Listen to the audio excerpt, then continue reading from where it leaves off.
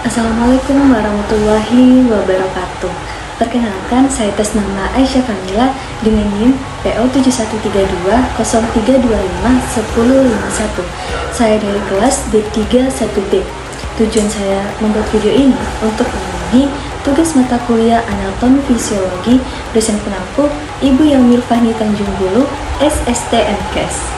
Halo teman-teman, tahukah teman-teman sekalian bahwa di tubuh kita terdapat sebuah sistem yang bekerja tanpa henti siang dan malam untuk mengantarkan oksigen dan nutrisi ke seluruh tubuh, sekaligus membawa kembali sisa metabolisme. Sistem inilah yang menjaga setiap organ tetap hidup dan berfungsi dengan baik. Sistem ini disebut sebagai sistem sirkulasi darah. Nah, di video kali ini saya akan menjelaskan tentang sistem sirkulasi darah, tepatnya pada pembuluh darah arteri dan vena. Selamat menonton! Nah, saya akan memulai dari kepala menuju leher.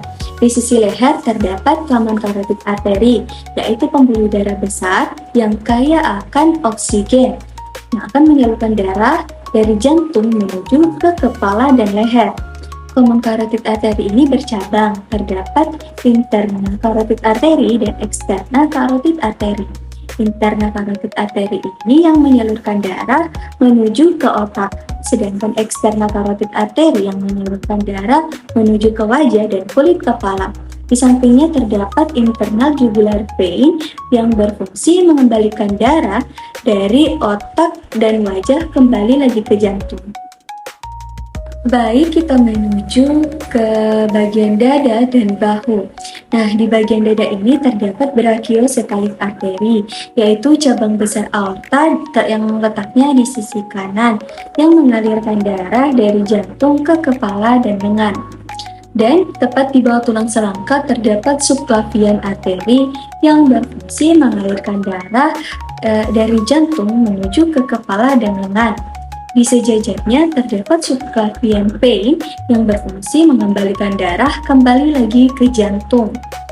Ada juga di bagian sisi ketiak terdapat axillary artery yang berfungsi mengalirkan darah menuju ke bahu dan lengan atas. Terdapat juga axillary vein yang berfungsi mengembalikan darah kembali lagi ke jantung. Dari semua darah tadi akan berkumpul di superior vena cava, yaitu pembuluh darah besar di atas jantung yang akan mengalirkan darah menuju ke atrium dextra. Masih tetap di bagian dada terdapat pulmonary artery yang mengangkut darah miskin oksigen dari jantung ke paru-paru. Dan ada juga pulmonary vein yang berfungsi membawa darah kaya akan oksigen kembali lagi ke jantung. Di pusat sistem ini terdapat jantung sebagai pemompa utama di tubuh. Dari dada, darah yang kaya akan oksigen akan mengalir melewati subclavian artery menuju ke axillary artery. Nah, axillary artery ini berfungsi untuk mengalirkan darah menuju ke bahu dan lengan atas. Nah, di lengan atas terdapat brachial artery. Brachial artery adalah pembuluh utama yang berfungsi mengalirkan darah ke seluruh jaringan lengan. Di bagian siku, brachial artery bercabang. Terdapat radial artery dan ulnar artery. Radial arteri yang berada di sisi ibu jari yang berfungsi untuk memasok darah ke pergelangan dan ke sisi luar jari. Untuk ulnar arteri berfungsi untuk memberi suplai darah ke dalam pergelangan hingga ke telapak tangan. Untuk aliran balik darah miskin oksigen akan dikumpulkan oleh cephalic vein di sisi luar dan basilic vein di sisi dalam yang mengangkut darah dari tangan dan lengan bawah menuju kembali ke jantung. Nah, untuk di lipatan siku keduanya dihubungkan oleh median cubital vein yang sering digunakan untuk pengambilan sampel darah. Darah kemudian akan melewati brachial vein menuju ke axillary vein, naik ke subclavian vein, lalu masuk ke superior vena cava dan masuk ke jantung. Kita lanjut ke abdomen dan panggul. Nah, di bagian abdomen dari aorta arch, darah yang kaya akan oksigen bergerak turun melalui descending aorta dan setelah melewati diafragma menjadi abdominal aorta yang terletak di tengah rongga perut, tepatnya di depan tulang belakang, berfungsi untuk mengalirkan darah ke seluruh organ perut.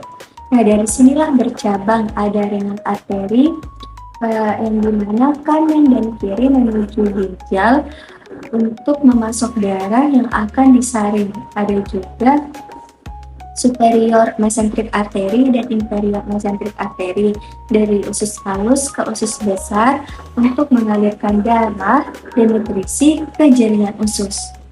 Darah yang kaya akan nutrisi dari usus menuju ke hati melewati hepatic portal vein yang terletak di bawah hati dan berfungsi untuk membawa darah untuk proses detoksifikasi, lalu keluar melewati hepatic vein yang terletak di atas hati menuju inferior vena cava, lalu menuju ke atrium kanan. Nah, kita masuk ke panggul. Abdominal aorta bercabang menjadi common iliac arteries di kanan dan kiri panggul yang menyalurkan darah ke panggul dan tungkai bawah. Cabangnya ada internal iliac artery yang masuk ke dalam panggul untuk mensuplai darah ke kandung kemih dan organ reproduksi. Ada juga external iliac artery yang bergerak ke paha untuk melanjutkan aliran darah ke tungkai bawah.